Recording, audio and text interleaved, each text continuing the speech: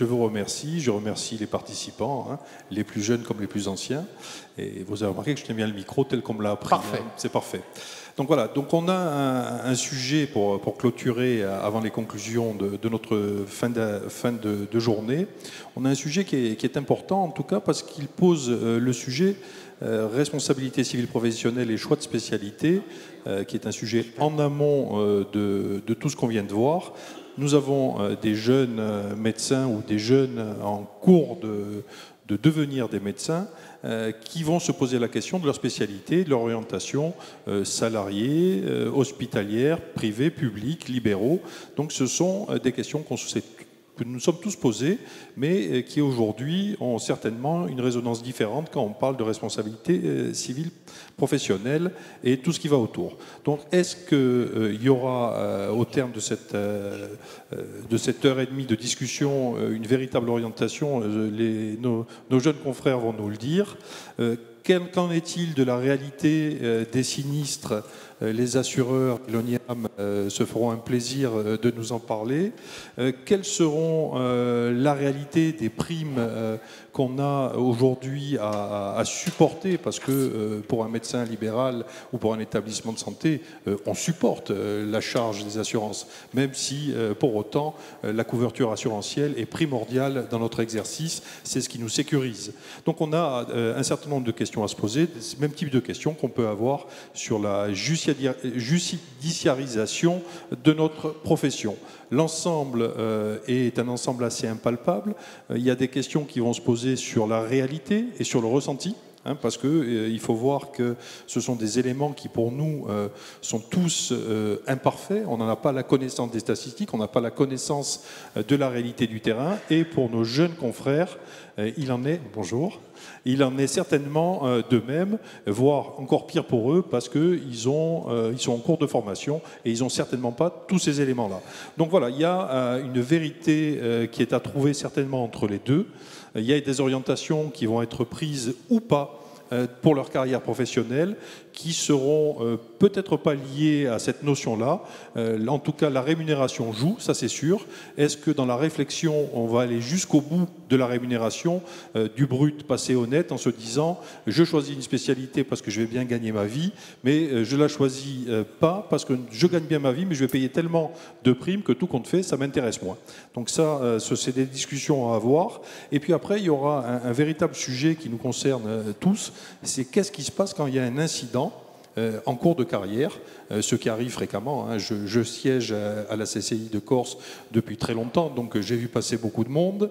Je suis au Conseil de l'Ordre où on a effectivement beaucoup de différends qu'on règle en conciliation, et on voit bien que chez certains, ça entraîne une notion très complexe, à la fois de culpabilité, à la fois très souvent un traumatisme avec un sentiment qui parfois est d'injustice, parce que tout à l'heure nous discutions avec les avocats, mais très souvent les patients nous viennent au Conseil de l'Ordre en disant de toute façon avec mon avocat on a vu, on va mettre tout le monde en cause. Et là vous vous retrouvez avec des médecins qui étaient très peu rattachés à la cause et qui se retrouvent embarqués pour 2 ans de débat, et ils en sortent pas toujours si bien que ça. Et ils envisagent de temps en temps des réorientations professionnelles, ou en tout cas partir sur une autre voie qui était que la leur, qui était du diagnostic de la thérapeutique. Et on a quelques cas dans nos conseils qui ont changé en cours de carrière, peut-être par usure, peut-être par dépression, peut-être par sentiment d'impuissance devant quelque chose qu'ils ne maîtrisent pas et qu'ils ne comprennent pas. Donc voilà, c'est beaucoup d'interrogations, peu de réponses, mais je pense que les participants à la table ronde en apporteront beaucoup plus que moi. Merci beaucoup, c'est très clair, et on va démarrer tout de suite évidemment par quelques questions. Peut-être Nicolas Gombaud qui est juste à côté de vous, parce que tout ce qui vient d'être dit doit certainement aussi avoir un écho à la MASSF, peut-être sur le côté des assurances, peut-être sur les risques, en tout cas pour les jeunes. Alors les risques, alors est-ce que le risque influe sur le choix de la spécialité? Je ne me permettrai pas de répondre, mais je peux peut-être faire un état de la situation aujourd'hui. Très rapide, parce que j'enfonce des portes ouvertes, je suis sûr que vous connaissez tous ces notions, mais le risque, il est complètement hétérogène, le risque médico-légal, parce qu'il dépend finalement de 2 facteurs, un facteur endogène et un facteur hétérogène. Il dépend d'abord de la spécialité. et le risque de mise en cause de responsabilité, il varie d'une spécialité à l'autre de façon considérable. Les praticiens qui sont les plus mis en cause, ce sont les chirurgiens, indéniablement. Et parmi les chirurgiens, ceux qui sont les plus mis en cause, ce sont les neurochirurgiens, les chirurgiens orthopédiques. Je parle de la fréquence de mise en cause. Et puis les chirurgiens viscéraux. Certaines années, c'était le cas. L'an dernier, nous avons, dans notre portefeuille, à la MACSF et au sous-médical, constaté une fréquence de déclaration de sinistre en neurochirurgie qui avoisinait les 100%.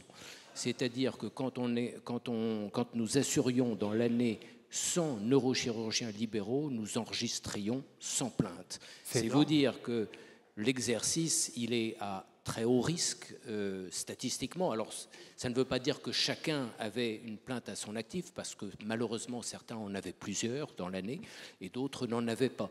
Mais statistiquement, une fréquence qui confine à 100%, c'est malheureusement dramatique, ce qui veut dire que si on projette sur un exercice entier, on obtient des mises en cause à hauteur de 17 ou 20 fois dans un exercice. On devient un véritable professionnel du droit médical quand on est assujetti à une telle fréquence de déclaration. Qu'est-ce qui explique cela, selon vous ? Ce qui explique cela, c'est la nature des actes pratiqués, la nature des interventions, parce que ce sont des interventions qui sont elles-mêmes à haut risque, même entre les mains les plus compétentes et les plus avisées. Alors, les neurochirurgiens, je l'ai dit, les chirurgiens viscéraux, et notamment ceux qui font de la bariatrique, sont sujets eux aussi à une fréquence de déclaration extrêmement élevée, les orthopédistes aussi. Et puis, si je prends au contraire le bas de l'échelle, eh bien, les médecins généralistes et les psychiatres, eux, sont soumis à une fréquence de 1%. Un praticien sur 100, un médecin généraliste sur 100 sera mis en cause dans l'année. Ce qui veut dire qu'avec cette fréquence, si on la projette sur une carrière entière, eh bien, un médecin généraliste sera en moyenne mis en cause une seule fois au cours de sa carrière. Vous voyez, comparé au risque d'un chirurgien, c'est sans commune mesure. Et puis, le deuxième facteur qui joue, eh bien, c'est le statut. Je parlais pour les libéraux, parce que les libéraux sont personnellement évidemment responsables de leurs actes, alors que pour un praticien salarié qui l'exerce sur un statut de salarié privé ou à l'hôpital public comme praticien hospitalier, quel que soit son statut, eh bien, ça a été rappelé ce matin, les règles juridiques sont complètement différentes, puisqu'à ce moment-là, on va rechercher la responsabilité de l'employeur. Si c'est une clinique privée qui emploie le médecin, ça sera la clinique qui verra sa responsabilité recherchée et éventuellement retenue.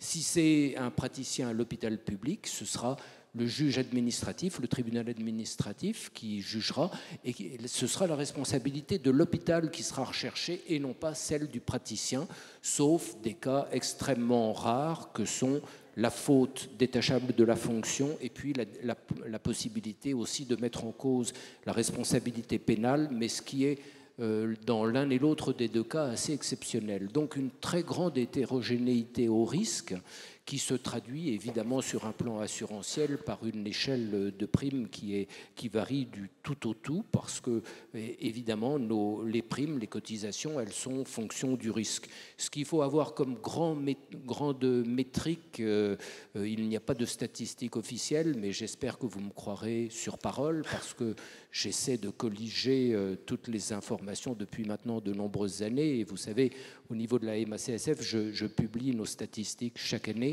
Si on prend France entière, le nombre de réclamations qui sont adressées aux hôpitaux publics, aux praticiens libéraux, aux cliniques, quelle que soit l'instance saisie, c'est-à-dire les dossiers que nous gérons à l'amiable, parce que on a parlé de judiciarisation, on a parlé de CCI, mais il faut savoir que les dossiers que nous gérons à l'amiable, nous assureurs, sont les plus fréquents, sont les plus nombreux, et que viennent ensuite les dossiers qui sont portés devant les CCI et en troisième lieu les dossiers qui sont portés devant les juridictions. Si on additionne l'ensemble des mises en cause, quelle que soit encore une fois l'instance devant laquelle elles sont portées, eh bien, on arrive, entre le public et le privé, à, selon les années, 15 000 à 18 000 cas. Donc ça reste tout de même extrêmement faible par rapport au nombre d'actes pratiqués en France. Et il faut s'en réjouir, on parle beaucoup de la responsabilité médicale. Il faut savoir que statistiquement, le nombre de réclamations est faible. Reste que, nous le savons tous, certains accidents interviennent sans que les patients ne se manifestent et qu'ils agissent. Il y a beaucoup plus d'accidents médicaux que de réclamations, quelle que soit leur origine, encore une fois, mais le risque est extrêmement hétérogène. Oui, c'est de quoi rassurer peut-être aussi les médecins. Christine Ouivada, vous êtes conseillère nationale à l'Ordre des médecins. Du coup, peut-être en réaction éventuellement? Oui, je suis gynéco-obstétricienne. Et c'est sûr que dans notre spécialité, qui est une spécialité avec cette particularité d'être médico-chirurgicale, on a des primes d'assurance qui sont extrêmement variables et élevées en fonction du type d'activité. Si on ne fait que de la gynéco-médicale, on va être aux alentours de 2000. Et si on est aux alentours, vous me le confirmerez, j'imagine, de la gynéco-obstétrique, avec une activité obstétricale et chirurgicale, on a des primes qui peuvent aller jusqu'à 40 000 € par an. Je ne pense pas que ce soit un frein au choix de la spécialité. J'ai fait un petit tour en préparation de ces débats des jeunes qui ont fait le choix de la spécialité, ou des internes, ou des jeunes médecins, futurs médecins qui vont passer l'internat de spécialité. Je ne pense pas que ce soit un frein. Je pense que la réflexion sur le choix de la spécialité, il vient essentiellement, pour ceux qui sont bien classés et qui ont ce choix, sur la difficulté de la spécialité en cause. Alors la difficulté, elle vient dans une spécialité comme la mienne du nombre de gardes très important et de la particulière complexité récente de la mise en cause des médecins de par les particularités des examens pelviens. Donc je pense que c'est plutôt sur ces problématiques-là. Les obstétriciens que j'ai rencontrés et à qui j'ai parlé, toujours en préparation de ce débat, qui avaient des primes aux alentours de 40 000 € par an, trouvaient que c'était normal, qu'ils étaient satisfaits d'être bien assurés, qu'ils étaient bien défendus par leur RCP, et que voilà, ça couvrait ce risque qui est absolument en obstétrique totalement imprécisable et très difficile à cerner. Donc pour moi, si je réponds pour ma spécialité, ce n'est pas le frein au choix. Mais c'est important parce que ça va éclairer un peu notre débat, évidemment. Vous pouvez laisser évidemment le micro ici. Peut-être sur ce contexte-là, c'est-à-dire sur la RCP, sur le fait qu'il y ait beaucoup, entre guillemets, entre 15 et 18 000 de réclamations, bon, c'est un chiffre qu'on peut considérer comme moyen. Voilà. À l'ONIAM, vous avez également une considération par rapport à la RCP? Alors, le conseil, en vous écoutant, je pensais à la lettre à un jeune poète de Rainer Maria Rilke. Il faut choisir la spécialité qu'on aime, parce que quand on fait ce qu'on aime, on est compétent et on est bon. Donc, ça a été parfaitement décrit. La sinistralité, elle est beaucoup plus élevée dans certaines spécialités, et c'est pas simple à gérer. Ça a des conséquences économiques et dans le rythme de travail, jour-nuit, etc. Mais le médecin, il n'est pas tout seul pour faire face. Ça a été bien décrit par la MSCSF. Il y a tout un dispositif qui s'est considérablement renforcé au cours des dernières années de médiation. Donc, il y a un certain nombre de médecins qui font de la médiation. Il y a des dispositifs nationaux qui se sont mis en place. Il y a des représentants des usagers mouillent aussi la chemise dans des commissions d'amélioration de la qualité de la prise en charge. Et des choses qui n'existaient pas il y a quelques années se sont fortifiées et ça marche et ça permet de déminer un certain nombre de situations. Et puis il y a les commissions de conciliation et d'indemnisation que vous connaissez bien, et il y a l'ONIAM qui fonctionne comme un paratonnerre de ce système de santé qui permet d'amortir des chocs, parce que des accidents médicaux, il y en aura toujours. Ces activités à risque. Il y a des volumes de soins qui sont absolument considérables. Il y a des transformations dans les modalités de prise en charge. Aujourd'hui, on fait des choses en hospitalisation à domicile qu'on n'imaginait pas faire il y a quelques années. Et donc, il y a en permanence des nouveaux risques qui s'ouvrent et les médecins, jeunes, moins jeunes, sont confrontés à ces évolutions. Et c'est là où cette grande loi de 2002 nous a permis de prendre de l'avance, puisqu'il y a eu ce pari incroyable qui était de dire on prend les accidents médicaux les plus graves, puis il y a un seuil de gravité, et on va être en capacité de trouver une solution amiable. Ce n'était pas gagné dès le départ. Et on va refaire ça très vite avec des bénévoles qui se réunissent. Nous, l'année dernière, 225 séances des commissions de conciliation et d'indemnisation dans tous les territoires de France et d'outre-mer. 225 séances dans le contexte post-Covid dans la France d'aujourd'hui. On les a tenues avec des personnes bénévoles. Il faut y croire. Si ça ne marchait pas, on ne le ferait pas. Donc, je pense que la bonne boussole, c'est jeunes médecins, choisissez votre spécialité. Vous avez parlé de l'importance de la protection du métier de directeur d'hôpital, l'importance de la protection du métier de médecin dans le système d'aujourd'hui. Je crois qu'il existe beaucoup de choses. Un mot quand même sur les compétences de l'ONIAM et des CCI. Si vous choisissez la chirurgie esthétique, on ne pourra rien faire pour vous au niveau des CCI et de l'ONIAM. On n'est pas compétent. Donc, plutôt de la chirurgie reconstructrice, c'est quelque chose d'important, c'est absolument essentiel. Et là, pour le coup, l'ONIAM pourra agir et intervenir à vos côtés. Je suis très sensible à ce que vous avez dit sur l'importance d'accompagner les carrières des jeunes médecins. J'ai été directeur des ressources humaines à l'hôpital Necker Enfants Malades. J'ai vu beaucoup de jeunes médecins, internes, chefs de clinique, abandonner une spécialité qu'ils rêvaient d'exercer depuis qu'ils étaient tout petits, suite à un accident médical mal géré. Donc je pense qu'on aura l'occasion d'y revenir dans la table ronde, aussi, mais je pense que c'est quelque chose d'absolument fondamental. Ouais. Et je pense que là aussi, l'expérience acquise à l'occasion des accidents médicaux peut servir. Merci. Ça tombe bien parce qu'en vous interrogeant, on va aussi apprendre à savoir un peu le sentiment de cette jeunesse aujourd'hui et des futurs médecins. Vous parliez tout à l'heure, il y a quelques instants, Monsieur Leloup, de savoir est-ce que peut-être que la RCP a une influence, pourquoi pas, sur votre choix de futur médecin. Il y a un micro qui est juste ici. Là, prenez-le. Merci beaucoup. Jérémy Darenne, est-ce que pour vous, on a parlé de la RCP, les risques, les chiffres qui viennent d'être dits, est-ce que ça a une influence sur les futurs choix des futurs médecins ? Alors, si on regarde en fait les facteurs, quand on demande aux étudiants pour le choix de leur spécialité, la première chose qui revient, c'est le temps qu'ils auront à consacrer à leurs patients. Ensuite, on va avoir ce qui va être lié à leur vie professionnelle, enfin, et la jonction avec leur vie personnelle, notamment la capacité à réguler leur temps de travail, la capacité en fait à réduire le nombre d'astreintes ou de gardes qu'ils vont devoir effectuer dans leur carrière. On va ensuite avoir tout ce qui est lié, par exemple, aux activités de recherche, et enfin, on va avoir un peu les aspects de rémunération. La rémunération, on pourra y revenir puisque ça va jouer notamment la question des RCP.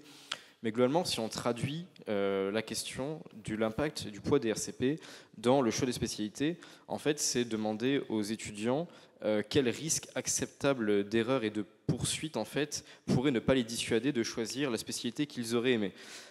Et on voit en fait que malgré le constat qui est fait, donc par exemple que la chirurgie est l'une des spécialités dans laquelle on retrouve énormément de poursuites, je pense notamment à la gynécologie, l'obstétrique, ou également avec la notion totalement de consentement, on retrouve également une responsabilité des médecins qui est extrêmement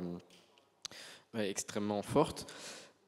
Pourtant, c'est des spécialités qui restent extrêmement choisies, alors que d'autres qui sont, on va dire, moins à risque, pourtant sont moins attractives.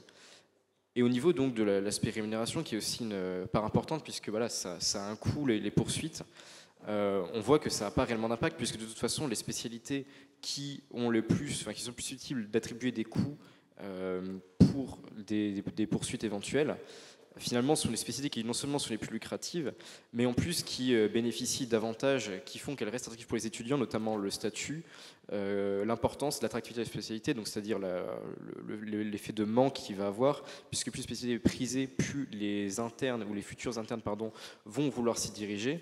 Et donc finalement, on voit que malgré les risques d'erreur, le risque de poursuite et les dégâts que ça peut avoir sur le cursus d'un étudiant, d'un interne, eh bien c'est quelque chose qui ne change pas réellement la donne dans le choix des spécialités. Mais est-ce que la RCP, quand on est à l'université, est-ce qu'on en a conscience? Est-ce qu'on l'applique? Est-ce qu'on a un savoir, une formation par rapport à ça?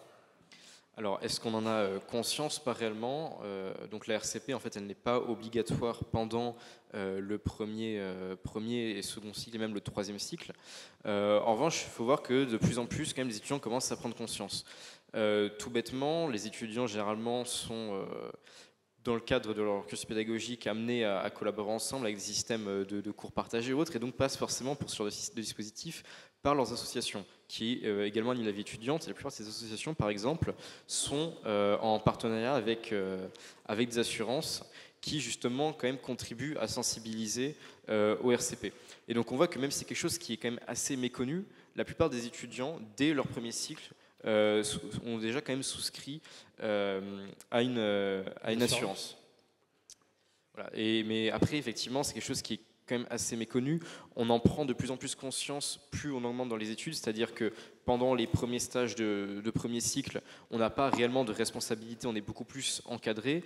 Dès qu'on commence à devenir plus autonome, qu'on commence à être indépendant et qu'on endosse finalement du coup des responsabilités, à ce moment-là, on voit que les étudiants quand même se posent beaucoup plus la question du risque, de ce qu'ils pourraient encourir en cas d'erreur. Et puis ensuite vient l'internat où là, en fait, les étudiants sont des futurs médecins. Pour la fin de leur internat, généralement, certains ont déjà passé leur thèse, donc quand ils sont docteurs juniors. Et à ce moment-là, ils se rendent compte de l'importance que ça a. Raphaël Dachicourt, c'est un peu la même question, mais c'est le prolongement. Parce que vous, ce sont les généralistes qui sont engagés, donc qui sont déjà presque actifs. Et du coup, cette thématique de la RCP, est-ce que ça influence ou pas leur choix? Alors, même pas juste presque actifs, ils sont actifs. Au final, nous, on représente actifs. les jeunes médecins généralistes, donc en post-internat. Au final, ce qui ressort, c'est une certaine méconnaissance de la RCP, même à la fin de l'internat. C'est-à-dire que c'est souvent intégré comme étant une démarche assez systématique, au même titre que des démarches pour obtenir une licence de remplacement, pour souscrire une prévoyance, mais sans véritable compréhension de qu'est-ce que ça implique d'avoir une RCP et pourquoi c'est important. Alors peut-être qu'il y a un biais du fait que la médecine générale soit assez peu impactée. J'entends les chiffres. Moi, j'avais les chiffres du taux de sinistralité qui était de 0,87% pour une moyenne toute spécialité à 1,17%. Donc on voit que la médecine générale est quand même en dessous du taux de sinistralité moyen. Il a été dit tout à l'heure que justement il y avait une différence entre ce statut libéral et salarié, à savoir que le salarié a la couverture de l'employeur, la couverture assurantielle. Pareil, au final, on pourrait penser que c'est un facteur qui va être décisif dans le choix de mode d'exercice. Au final, pas tellement. Parce que ce qui va passer en priorité sur le libéral, c'est la complexité, la rémunération, où au final on va soit décider d'aller vers du libéral parce qu'on va prioriser une certaine forme de rémunération, de liberté, quitte à avoir plus de démarches administratives, en comparaison à un statut salarié où au final il y a moins de démarches administratives, il y a juste un contrat et on a un certain fonctionnement d'équipe au sein d'un établissement. Donc il n'y a pas forcément d'impact de la RCP là-dessus. Par contre, à partir du moment où commence à y avoir une installation, là commencent à se poser certaines questions, notamment vis-à-vis de la responsabilité par rapport à la patientèle. Donc la médecine générale, c'est quand même une spécialité qui est particulièrement polyvalente, avec des évolutions, on l'a vu tout au long de la journée, tout ce qui est pratique de la télémédecine, mais il y a aussi l'arrivée de l'échographie en médecine générale, l'utilisation de spiromètres, d'ECG, les pratiques de gynécologie, etc. Et là, il y a une incidence. Et là, justement, on va avoir une incidence où les médecins généralistes vont se poser la question: qu'est-ce que ça implique de pratiquer ce type de geste, d'utiliser ce type d'outils en termes d'obligation de moyens? Voilà. Et après, en termes de pratique plus largement, c'est la responsabilité vis-à-vis de la patientèle. Mais ça, je pense qu'on pourra en reparler après. On va en parler. Philippe Domblide, je voudrais vous donner la parole parce que au CROM, donc le Conseil régional de l'Ordre des médecins en Nouvelle-Aquitaine, vous êtes implanté, c'est peut-être, je crois, le seul, qui est implantée dans une université. Et donc vous êtes au contact des plus jeunes qui veulent devenir médecins. Est-ce qu'il y a une façon de pouvoir leur éduquer, entre guillemets, ou en tout cas favoriser ce lien autour de la RCP, mais pas que, parce que ça donne aussi, j'imagine, d'autres pistes de travail avec les jeunes? Alors oui, d'abord, bonjour à toutes et à tous. Je dois dire que, en tant que pneumologue qualifié en oncologie thoracique, j'ai mon assureur juste à côté de moi. Et c'est vrai que pratique, ça. La pneumologie n'est pas la plus exposée. Mais j'ai été un peu étonné de votre réponse tout à l'heure sur les RCP. Parce que nous les suivons, hein, les RCP. Ça n'est pas une obligation. Ça n'est pas une obligation, et il faut ajouter aussi que la RCP n'a pas de personnalité morale, donc elle ne peut pas être mise en cause. Alors, on avait convenu effectivement de faire quelque chose de factuel et de pratico-pratique. Donc, je vais commencer par le commencement par rapport au tour de table précédent. Je n'ai pas de Tesla. Et à 50 ans, ça veut dire que j'ai raté ma vie. C'est à peu près ça. Donc, nous avons essayé de travailler, nous, au CROM Nouvelle-Aquitaine, sur ce territoire qui est extrêmement vaste, sur les 3 subdivisions que nous avons, c'est-à-dire nous avons une énorme université, une moyenne et une un peu plus petite. Donc, on a un échantillonnage à peu près des différentes universités et on a essayé de voir effectivement est-ce que l'enseignement de la RCP était envisagé et à quel moment. Alors, je ne vais pas citer chaque université pour qu'il n'y ait pas de problème, mais en gros, j'en ai 2 sur 3 qui effectivement interviennent en DFSM 2, c'est-à-dire en 5e année. En 5e année, donc dans le département de médecine légale et de médecine générale. Et puis j'en ai une autre qui intervient, elle aussi, un petit peu plus tard, dans le département de médecine générale. Quand j'ai posé la question aux doyens et que je leur ai demandé effectivement est-ce que vous faites un enseignement de la RCP, bon, j'ai senti quand même un peu de mou, un peu de vide. Je crois et je comprends, parce qu'au bout avec uniquement 10 heures de cours, il est difficile d'envisager effectivement, je dirais, toute la palette de ce qu'il faut apprendre aux étudiants. Je tiens à rappeler que ça va du certificat médical en passant par tous les autres problèmes auxquels nous sommes confrontés, nous-mêmes ordinaux, ensuite. Bon. Je me suis intéressé aussi dans ma structure, qui est une structure extrêmement lourde à peu près, et je retrouve à peu près les mêmes chiffres dont vous nous avez parlé. Pour un anesthésiste moyen dans le libéral, c'est 7 à 8 000 euros. Pour un chirurgien orthopédiste, je dirais, c'est aux alentours de 25 à 30 000 euros. Et pour un gynéco-obstétricien chirurgien, c'est aux alentours de 28 à 30 000 euros, sachant que s'ils sont accrédités, la moitié est payée et réglée par les caisses d'assurance maladie. Voilà. Donc ça aussi, c'est un élément qui peut, je dirais, indéniablement rassurer. Alors, effectivement, nous disposons d'un espace, et nous sommes les seuls à avoir un local ordinal, à l'espace santé de l'Université de Bordeaux. On est bien placé, juste à côté du bureau du doyen. Nous allons l'inaugurer d'ailleurs lundi prochain, mais on roule depuis 1 an et demi à peu près. On a été un peu ennuyé avec le Covid, mais... Et le constat que vous faites avec justement et le ce retour. constat que nous faisons, c'est qu'on ne nous pose jamais la question de la RCP. Ce sont essentiellement des étudiants en 2e cycle, voire des internes. Ils ne nous posent pas de questions sur ce sujet-là. Pourquoi ?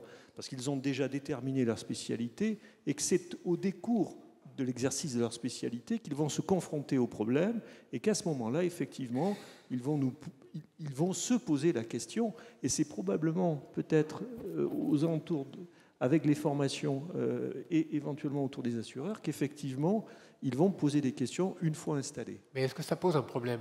Je vais tenter quelque chose. Oui. Est-ce que c'est grave, docteur ? C'est ennuyeux toujours, bien évidemment. Le seul problème aussi, c'est que je vais retourner la question. Et si on faisait un enseignement meilleur, est-ce que ça influerait dans leur choix ? Eh ben, là, on peut leur poser tout de suite, on va avoir la réponse. Allez, Jérémy Darren, si on y avait des cours ou une instruction, enfin, une éducation autour de la RCP, ça changerait la donne ? Alors l'idée forcément ça reste d'avoir la formation qui soit la plus qualitative possible. Après il n'y a pas que la question des RCP, c'est-à-dire que en fait finalement ça va être comment éviter le risque, comment améliorer la formation et la communication, puisque finalement c'est aussi des choses par exemple qui peuvent beaucoup influer lorsqu'on va être confronté à une responsabilité derrière. Donc on va avoir la question, c'est un enseignement qui sera beaucoup plus général et qui va plus axer pas sur les connaissances techniques que doit acquérir le futur médecin, mais plus sur la manière dont il va pouvoir pratiquer. Jean Canarelli, vous pouvez donner le micro, vous voulez intervenir? Oui, je vais intervenir. Ce que vient de dire Jérémy est très vrai, parce que moi je suis très souvent frappé par l'impréparation des médecins. Pas l'impréparation à la RCP, parce que ça, à la limite, ils ont tous une RCP. L'impréparation à ce qui va arriver, à l'incident. L'incident, l'accident. Et chaque fois, on a l'impression que c'est un coup de tonnerre dans un ciel serein. Ils ne sont absolument pas psychologiquement préparés. Alors, quelques-uns, oui, des multirécidivistes, je suppose que ça doit être les neurochirurgiens dont vous avez parlé, parce que s'ils ont un incident par an, au bout de 10 ans, ils sont un peu rodés. Ceci dit, je me demande ce que font vos actuaires et comment vous continuez à les assurer.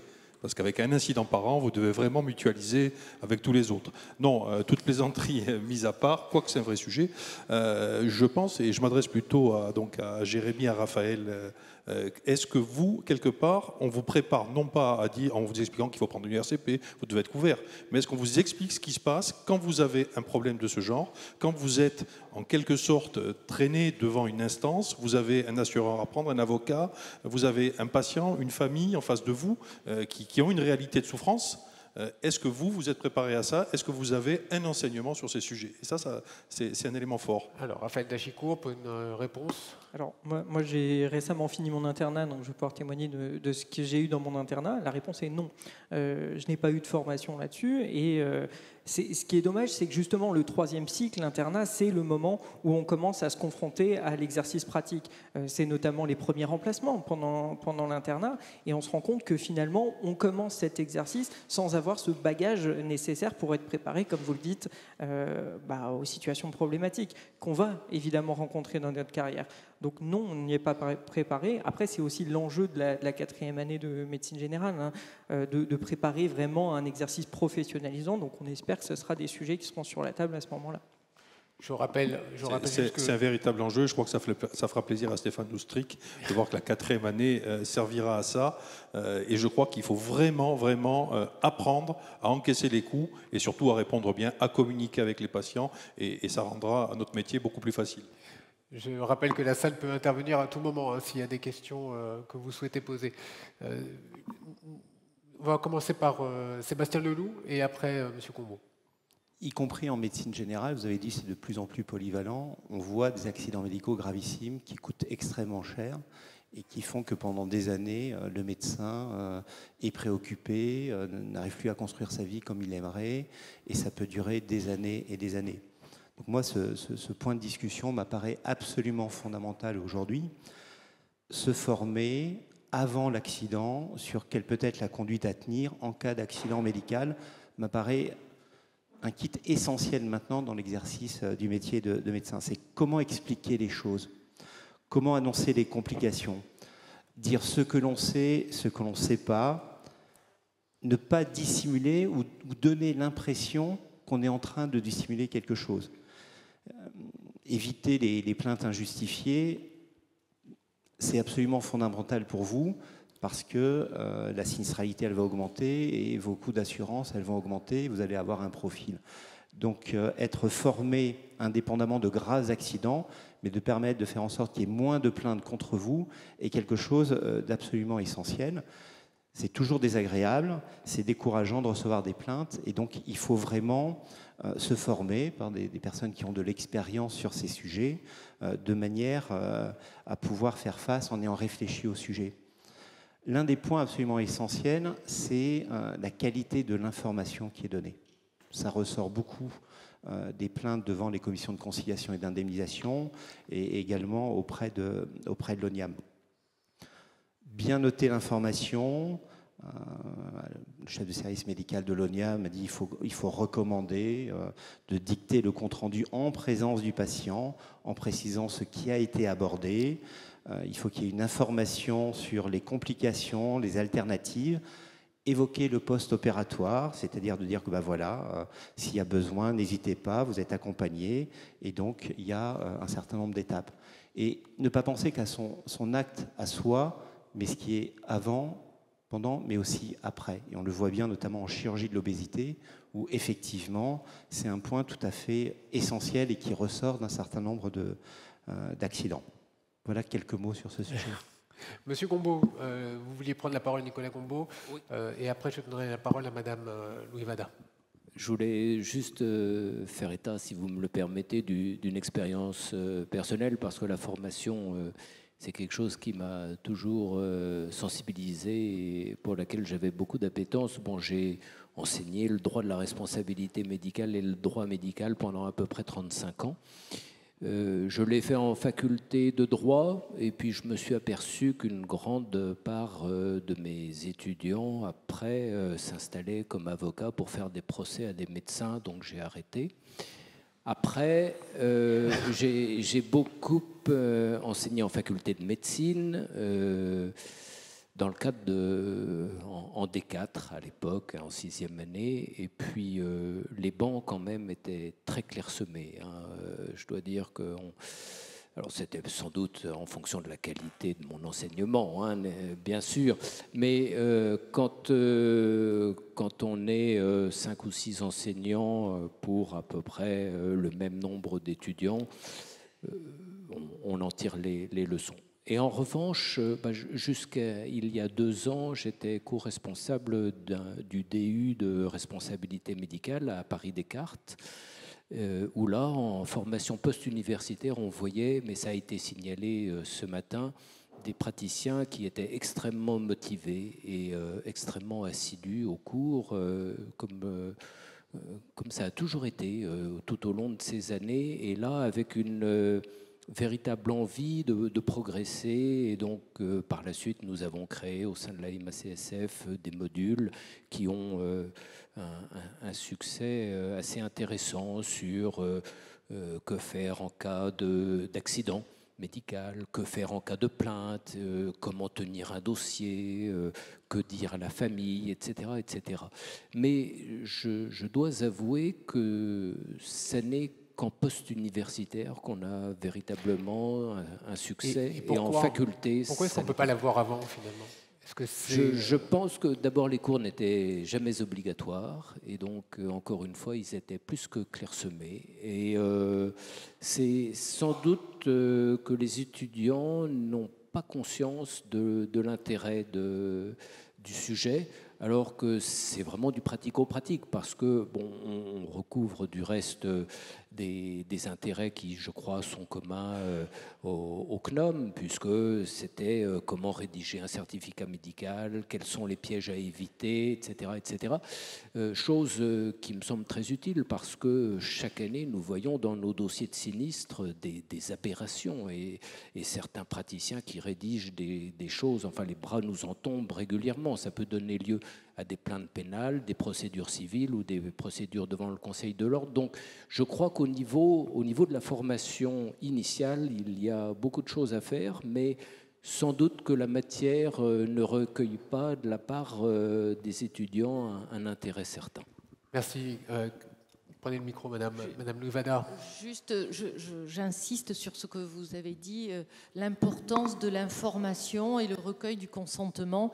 Et donc, c'est vrai qu'il faut insister durant les études à cette façon de délivrer l'information et ensuite de la consigner de façon à ce qu'elle puisse être gravée dans le marbre, dans les dossiers médicaux, pour pouvoir en apporter la preuve.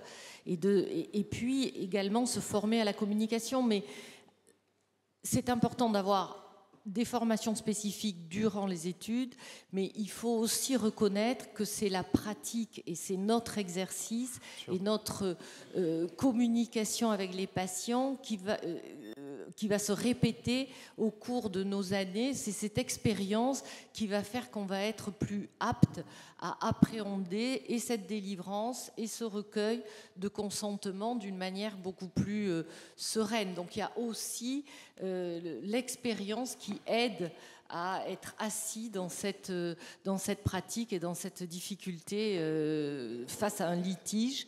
Et donc pour les jeunes médecins, je dirais qu'il est très très important qu'ils n'hésitent pas à se retourner vers leur RCP justement, parce qu'ils trouveront toujours des conseils extrêmement importants avec des juristes, et puis vers les conseils également départementaux dont ils dépendent, qui apportent également une aide. Et les réunions de conciliation quand il y a des plaintes en déontologie sont également là pour ça, avec un échange de paroles qui permet dans 60% des cas à régler des litiges quand ils se portent sur le versant de la déontologie. Merci madame. Il y a une question de monsieur qui est juste devant, si vous voulez bien vous présenter.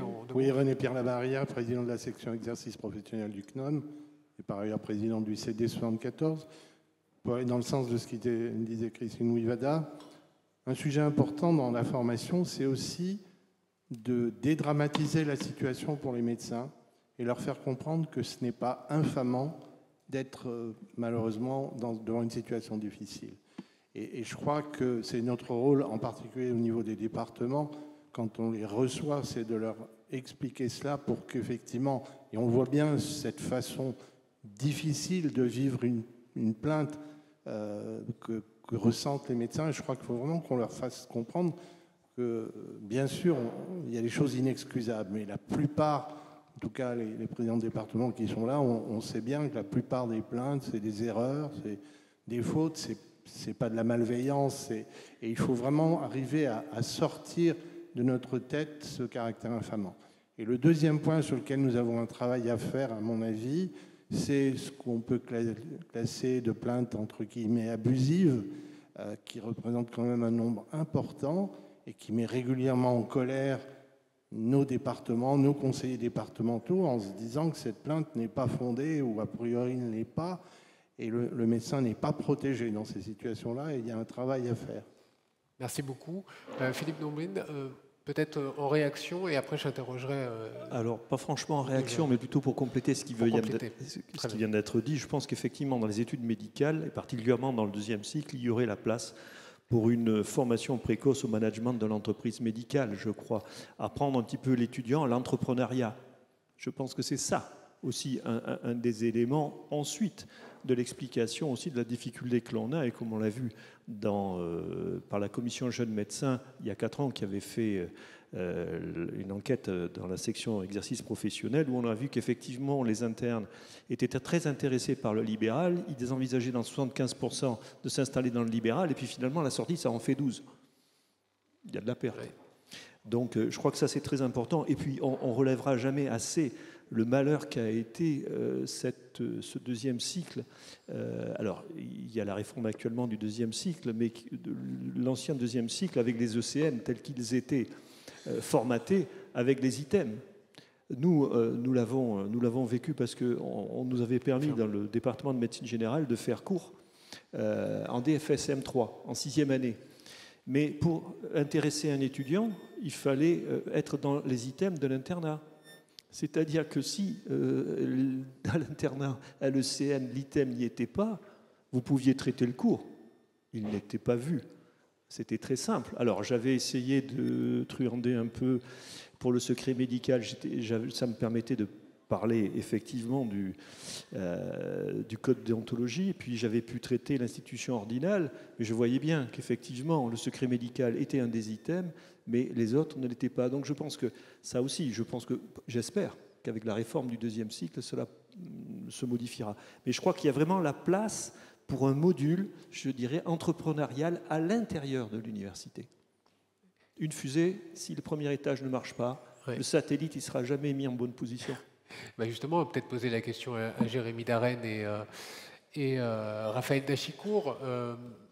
Deux notions, peut-être la première de Philippe Nombride sur cette notion qui vient d'être abordée pour l'université. Et puis, monsieur parlait de crainte, ou en tout cas de dédramatiser. Est-ce que c'est quelque chose que dont vous parlez avec vos confrères sur les craintes d'être poursuivi, d'être devant une jurisprudence? Alors déjà, je vais revenir juste rapidement sur la réforme du second cycle. Alors, effectivement, il y a des difficultés, mais le principe, l'objectif de cette réforme, c'était aussi de pouvoir permettre de valoriser des enseignements qui n'étaient pas demandés, qui n'étaient pas requis pour le classement dans les épreuves nationales. Et donc voilà, on espère que c'est des choses qui vont se développer.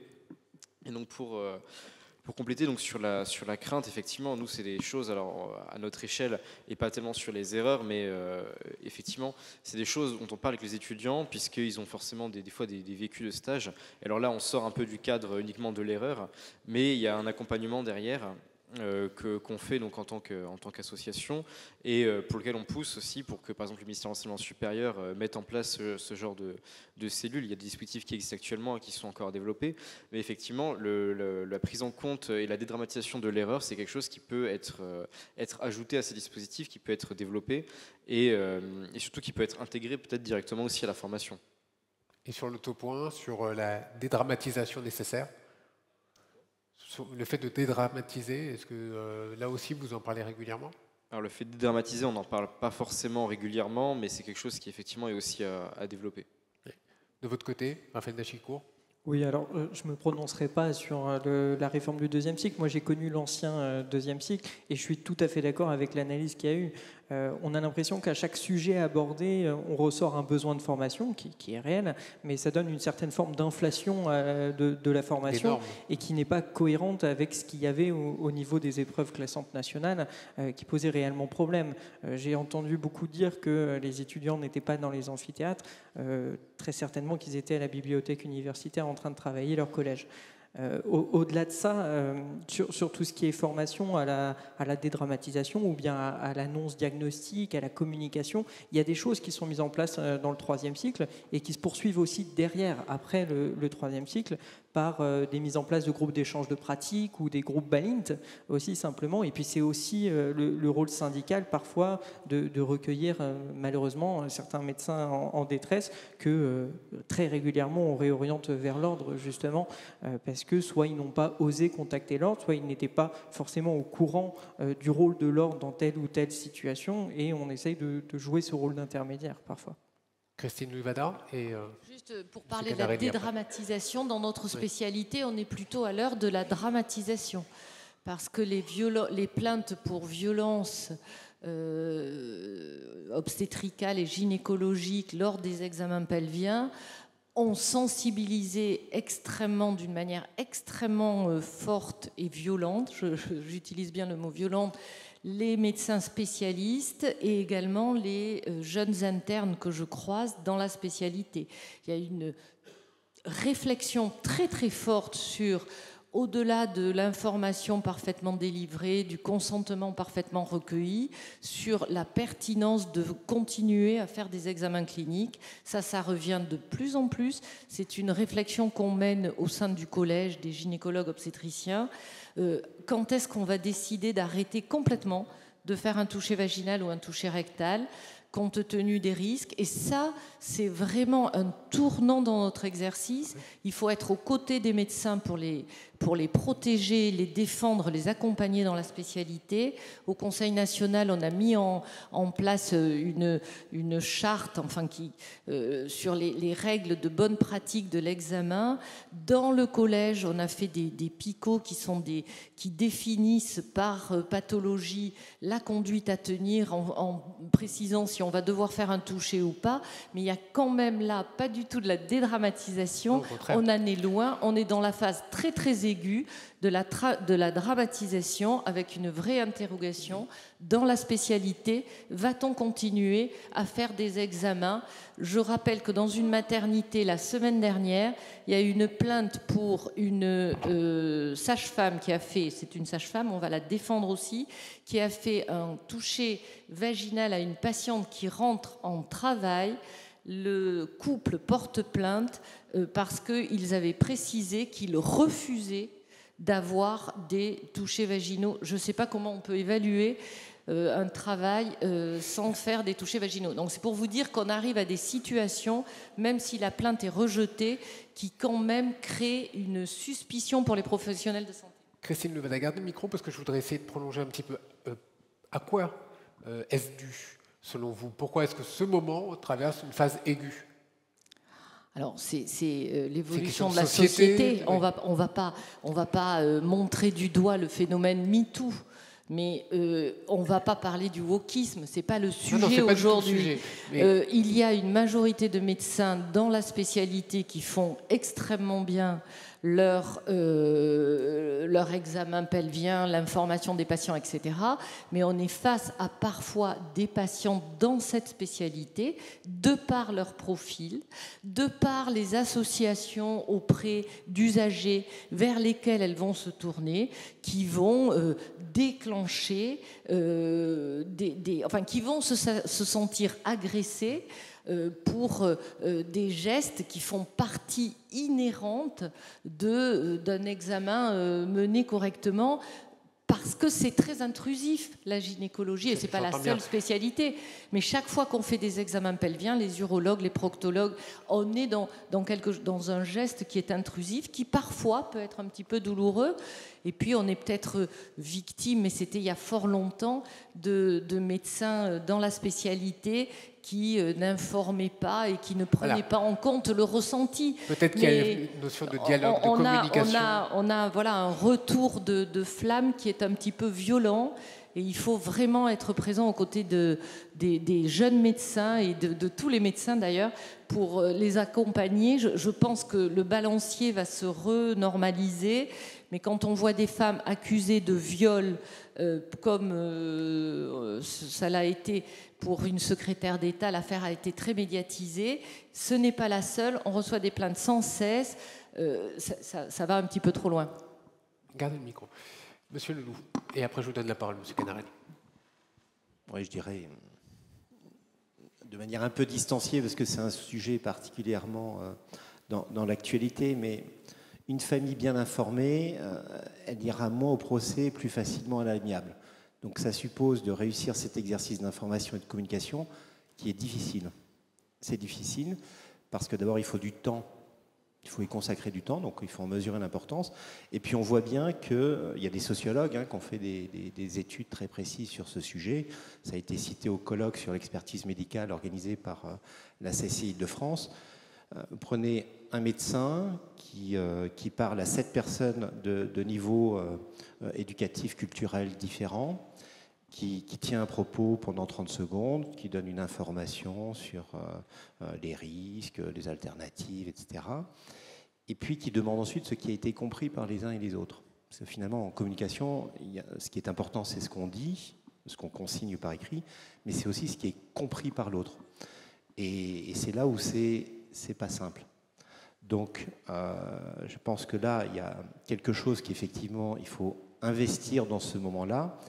Et puis, les solutions aux problèmes que vous soulevez, c'est effectivement, vous l'avez indiqué, c'est la réflexion sur l'actualisation des recommandations de bonnes pratiques professionnelles.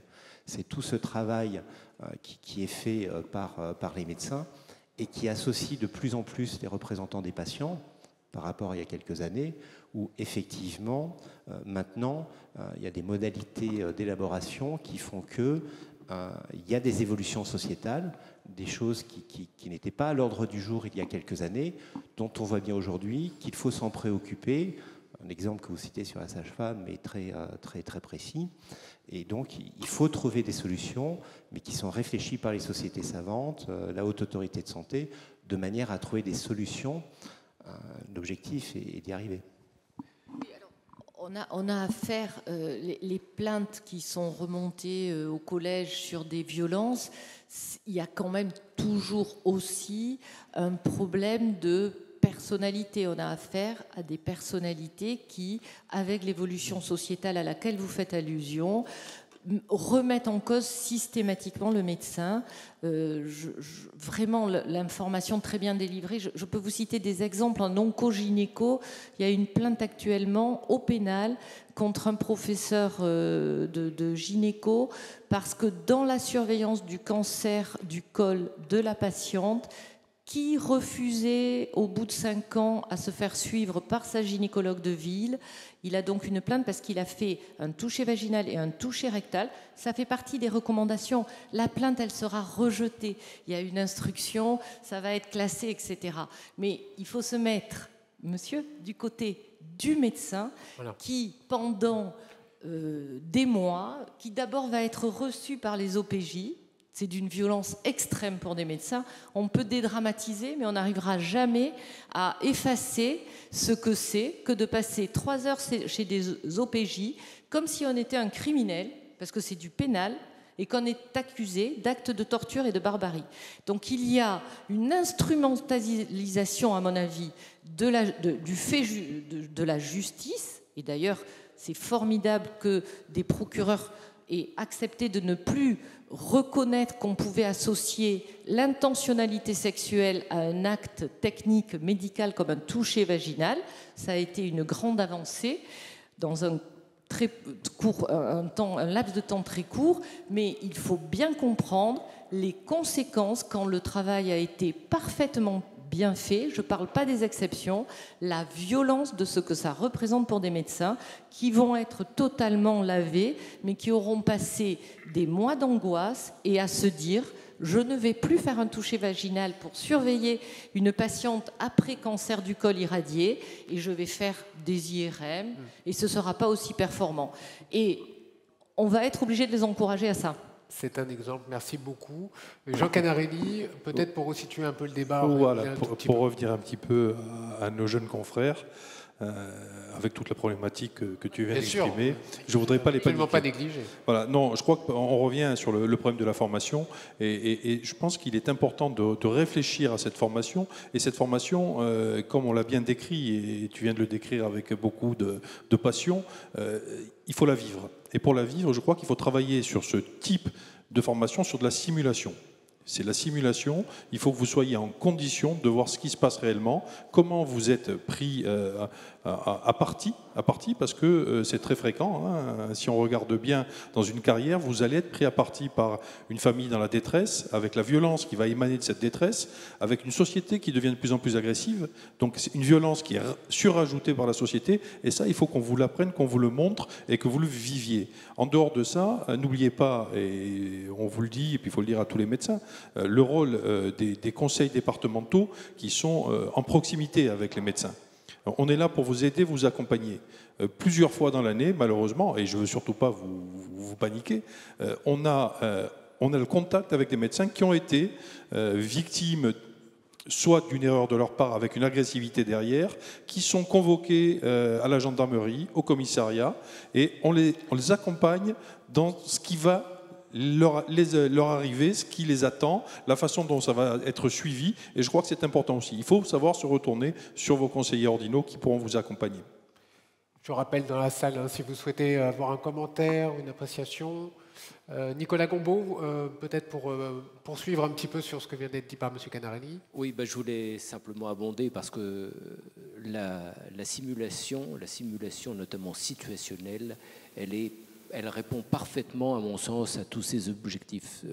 Pourquoi est-ce que je vous en parle? Parce qu'on la développe, on la propose.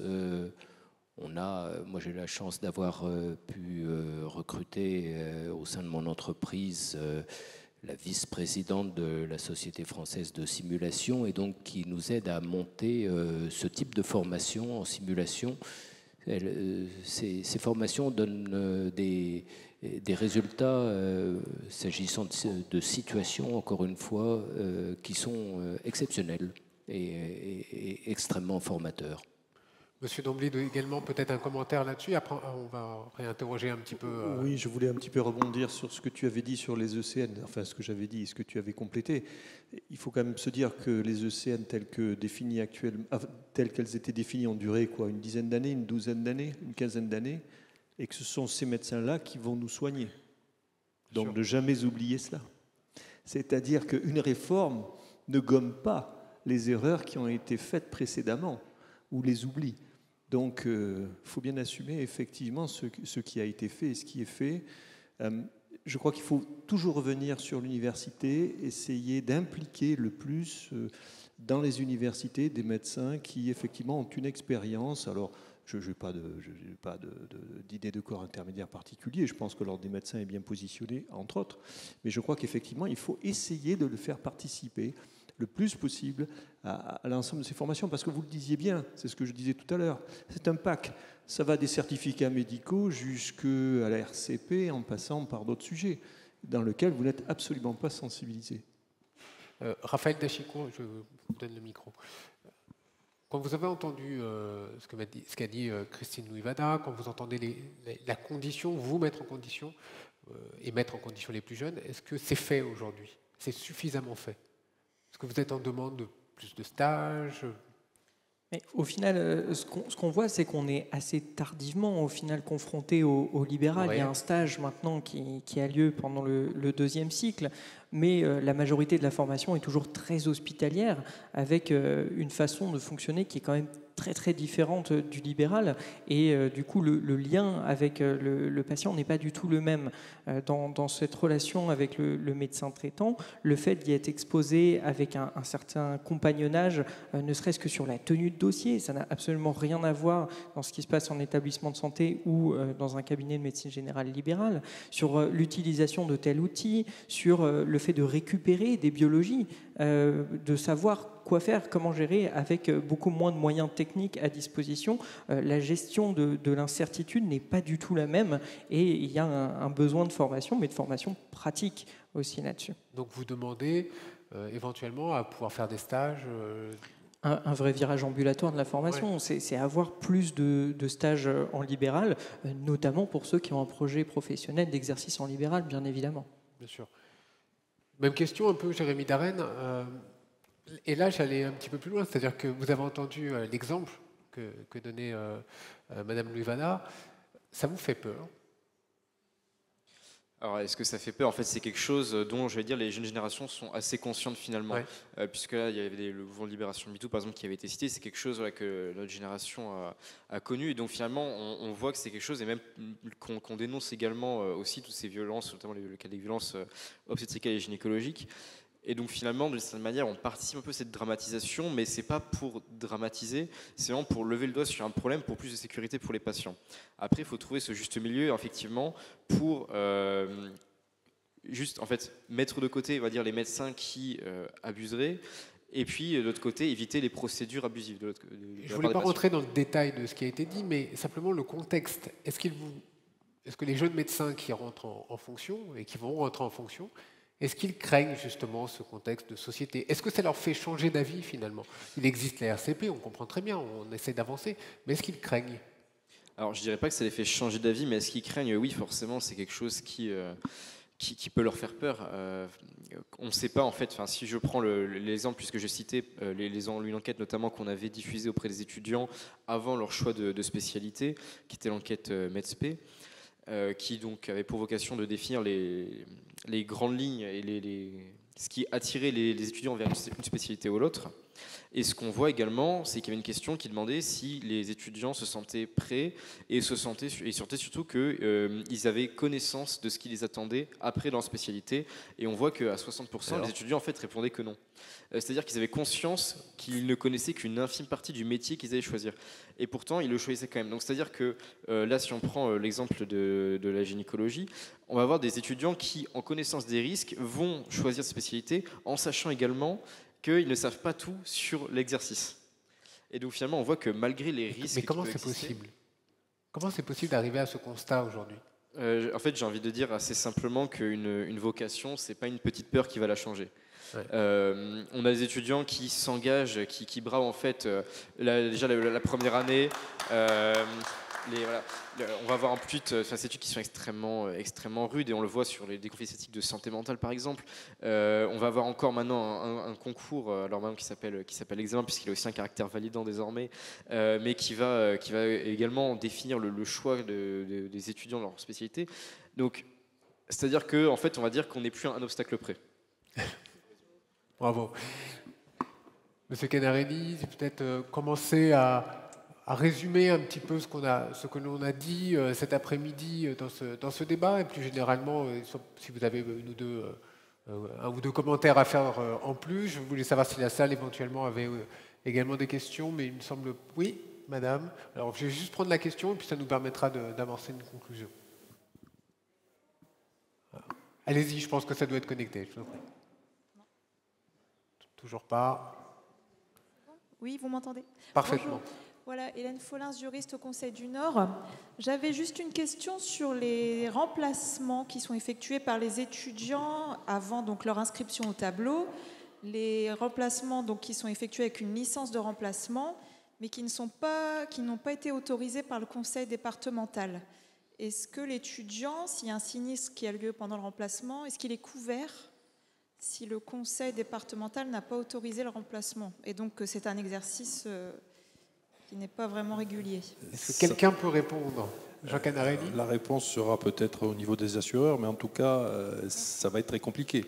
Ça veut dire qu'il exerce sans autorisation et qu'il a fait un remplacement sans autorisation. Le conseil n'est pas au courant et l'assureur pas plus. Donc je pense qu'il y a un véritable sujet qui va se faire entre le médecin qui s'est fait remplacer et le malheureux remplaçant lui aussi, enfin deux malheureux dans l'histoire. Nicolas Gombaud, vous voulez apporter un éclairage supplémentaire sur la question? Non, j'ai rien à ajouter. L'exercice n'est pas régulier et tous les contrats d'assurance précisent que la condition pour que la garantie de responsabilité fonctionne, c'est que l'exercice soit régulier. Donc la licence, évidemment, ne suffit pas.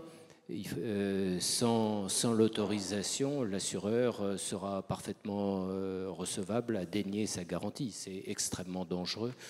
Et donc le remplaçant et le remplacé, parce que je pense que les deux seraient susceptibles d'être mis en cause, doivent veiller à ce que le remplacement soit parfaitement régulier, autorisé par l'ordre, et par ailleurs, je me permets d'ajouter, de vérifier aussi que le remplaçant soit effectivement assuré, parce que la loi du 4 mars 2002 précise, elle dispose que le remplaçant doit avoir souscrit une garantie d'assurance.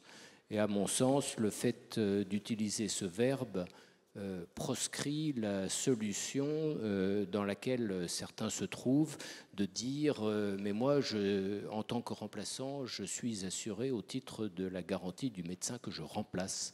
À mon sens, ça n'est pas une souscription personnelle du remplaçant et donc c'est à haut risque. Je crois que c'est malheureusement assez clair. Sébastien Leloup, on va commencer un petit tour de table de conclusion. On va commencer par là-bas, comme ça on amorcera la conclusion. Sébastien, juste un peu sur ce qu'on a dit cet après-midi, est-ce que vous estimez que... En écoutant la réponse, il y a des cas où il n'y a pas de RCP et on a besoin de vous. Il y avait un cas récent, c'était le besoin d'avoir les médecins retraités pour staffer les centres de vaccination dans le cadre des mesures sanitaires d'urgence. Et effectivement, l'ONIAM a une mission d'indemnisation des victimes des mesures sanitaires d'urgence. La France a la chance d'avoir cet établissement. Et j'ai pu avoir beaucoup de questions sur ce sujet il y a 2 ans, quand on a commencé à solliciter des médecins retraités qui n'avaient plus de contrat en responsabilité civile professionnelle et qui s'inquiétaient, qui disaient Monsieur le maire me demande demain matin d'aller faire un certain nombre d'injections. Monsieur Leloup, est-ce que vous pouvez me faire une attestation RCP? Donc nous avons répondu à 300, 400, 500 mails sur ce sujet-là. Donc moi je tiens vraiment à remercier tous les médecins retraités qui sont venus, qui ont assuré le fonctionnement des centres de vaccination. Et soyez complètement rassurés sur le fait que l'ONIAM a une mission de service public et que dans ces moments-là, l'ONIAM répond présent et vous couvre dans le cadre de votre exercice. Philippe Domblit, vous avez parlé tout à l'heure de la formation nécessaire, de l'université. Peut-être un mot pour conclure, pour donner un petit peu d'espoir peut-être pour les plus jeunes, si c'est possible. Oh oui, je pense que c'est tout à fait possible. La preuve, c'est que nous l'avons fait. Bien sûr. Et nous l'avons fait aussi avec des formations qui étaient totalement insuffisantes. Simplement, ça ne veut pas dire qu'on doit rester en l'état. Je pense qu'on peut progresser. Je reprends simplement en 2 mots l'enquête qui avait été faite, Commission Jeunes Médecins, qui avait été faite d'ailleurs avec Réagir, entre autres, en 2019, et avec la section exercice professionnel, sur 15 000 médecins, il y avait 2500 internes qui avaient répondu et quels étaient les caractères pour eux, pour leur installation. Et il y avait la dimension territoriale en 1, la relation avec les autres professionnels de santé en 2, l'équilibre et les horaires de travail. Les aides financières étaient estimées importantes mais pas déterminantes. L'appréhension du risque économique était importante, mais la RCP n'apparaissait pas. Ça fait partie d'un pacte, mais ce n'est pas nouveau. Cette réflexion n'est pas nouvelle, si vous voulez, de vouloir essayer, je dirais, de rentrer dans cette première phase, effectivement, de sensibilisation. Ça ne veut pas dire qu'ils vont tout faire et tout comprendre, mais de sensibilisation. Donc c'est ça le mot positif. Vous sensibilisez. Nicolas Gombaud, en quelques mots également, et Jean Canarelli finira, je poursuivrai mon petit tour de table. C'est difficile de conclure sur un sujet comme celui-là, mais je vais essayer de m'en tirer avec du en même temps, si vous me le permettez. C'est à la mode. Des plaintes abusives, il y en a, et je crains qu'il y en ait toujours. Il faut simplement veiller à ce que leurs auteurs soient sanctionnés. Mais à côté de ça, on a des accidents médicaux, parfois avec des conséquences extrêmement graves. Et dans ces accidents médicaux, il y a des accidents qui sont évitables. Et donc, je crois que c'est notre responsabilité à tous, vous, professionnels de santé, nous, assureurs qui avons connaissance de ces cas, de mener des politiques de prévention, justement, à partir de ces accidents pour dégager leurs causes racines, pour tenter qu'ils ne se reproduisent pas à l'avenir. Et puis, quand on a un accident médical, eh bien, il faut savoir le gérer. Et ça, je crois que pour les jeunes ici présents, c'est absolument fondamental. Alors, comment le faire ? Moi, ce que j'ai appris, en tout cas, ce dont je suis sûr, c'est qu'un médecin aime autant se retrouver à la barre d'un tribunal qu'un magistrat dans un lit d'hôpital. Alors, il faut... Belle image. On insistera, à mon avis, jamais assez sur la nécessaire information quant aux risques. Parce que si un patient a été informé des risques avant l'acte, il l'acceptera d'autant plus volontiers si ce risque se produit malheureusement. Et puis, deuxième chose, si par malheur ce risque intervient et que, entre guillemets, il y a de la casse humaine, eh bien, je crois qu'on n'insistera jamais assez sur la nécessité de l'empathie, de la compassion, sur la nécessité de prendre des nouvelles du malade, sur tout cet accompagnement, alors qu'à l'inverse, malheureusement, certains médecins adoptent une position complètement contraire, refusent de recevoir le patient, refusent de recevoir la famille. C'est dans ces hypothèses-là qu'on a des procédures juridictionnelles, civiles ou pénales, alors que si de l'empathie, de la compassion a été marquée face à l'accident, eh bien, on arrive à ce que cette réclamation ne soit qu'amiable ou soit portée devant les CCI, et finalement, ça évite à vos confrères de se retrouver à la barre d'un tribunal, parce que ça, c'est terriblement éprouvant. Alors, il y a des formations qui existent pour ça, mais c'est souvent aussi des principes de bon sens à appliquer, tout simplement continuer à être humain. Merci beaucoup. Raphaël Dachico, excusez-moi, vous avez eu quelques conseils là, et qu'est-ce que vous retenez et qu'est-ce que vous allez appliquer surtout ? Alors, il y a eu beaucoup de choses qui ont été dites. Moi, la première chose que j'ai envie de retenir, c'est que probablement qu'il y a plus de crainte que de risques réels d'un point de vue de médecine générale quand je regarde les premiers chiffres qui ont été donnés. Donc c'est quand même quelque chose qui est rassurant. Je pense que le fait de former et d'informer, c'est aussi une façon de rassurer vis-à-vis de ce risque. On peut penser que du coup le fait que la RCP n'ait que peu d'impact dans le choix de spécialité est lié au manque de formation. Moi je choisis de le voir comme quelque chose de positif plutôt que le fait qu'il y ait d'autres déterminants qui soient prioritaires, et ça c'est vraiment une bonne chose. Alors, je vous propose de donner le micro à votre voisine Christine Ouivada également. Juste pour conclure et en synthèse, j'ai l'impression qu'il ressort de nos échanges qu'il est essentiel qu'il y ait en transversalité des liens entre les conseils départementaux et les facultés, les universités, pour arriver à faire bouger les lignes, pour qu'on ait un enseignement qui soit efficace Et puis également, je voudrais conclure et rester sur ce que vous avez dit à ma gauche, c'est-à-dire qu'il n'y a aucune peur qui pourrait éviter à une vocation de se réaliser. Jérémy Darenne, c'est vous qui avez tenu ces propos, et je pense que vous avez été applaudi, et c'est bien normal. Quelques mots pour conclure également. Donc, quelques mots pour conclure, je dirais que finalement, même si c'est quelque chose qui peut faire peur aux étudiants, ça restera, et malgré, même si on fait de la formation derrière et qu'on les sensibilise, c'est quelque chose qui restera extrêmement minoritaire, puisque c'est, comme l'a très bien dit Raphaël, plus de peur que de mal. Et donc, effectivement, il y a des choses qui peuvent être améliorées pour sensibiliser les étudiants, que ce soit dans la formation initiale, mais également la formation continue, puisqu'on voit notamment que la société a énormément évolué, et pas forcément la formation médicale. Et donc ça, c'est aussi le genre de sujet qui peut être amené en formation continue. Mais donc du coup, ce sera des perspectives de travail qui seront à développer et qui entreront dans une amélioration globale de la formation en médecine. Merci. Jean Canarini, conseiller national de l'ordre, modérateur de notre débat. Il vous revient de faire la petite synthèse. Alors, la synthèse va être assez rapide. D'abord, je veux remercier l'ensemble des participants à la table ronde qui a été d'une très grande qualité avec des échanges très constructifs. Je crois que ça nous a permis de voir clair dans ce sujet qui n'était pas aussi évident que ça au départ. Les difficultés sont certes réelles, mais on a bien vu qu'il y a une part de ressenti qui est aussi importante que la réalité sur le terrain.